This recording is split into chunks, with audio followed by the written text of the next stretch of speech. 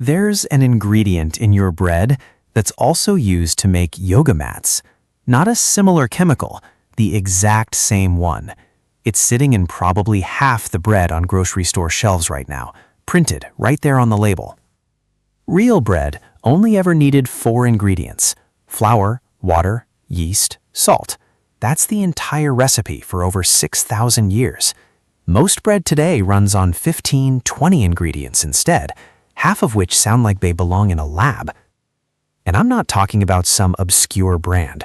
I'm talking about bread sitting in millions of kitchens right now, today. Here are 5 ingredients hiding in plain sight. And trust me, they don't get less surprising as we go.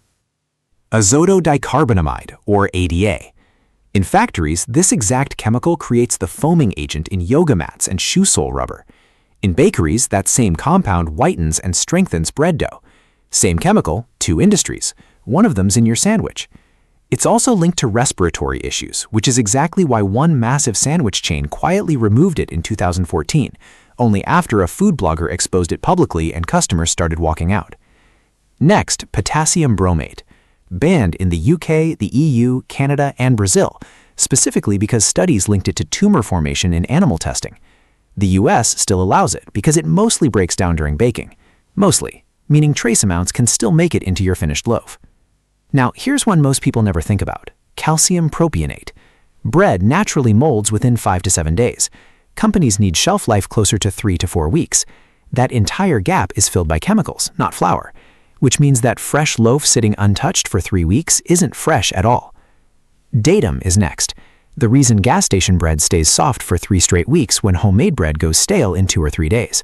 If your bread refuses to get hard, that's not freshness, that's chemistry.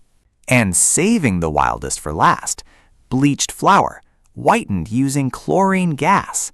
Not an exaggeration, that's the literal industrial process, banned across the entire European Union since 1997.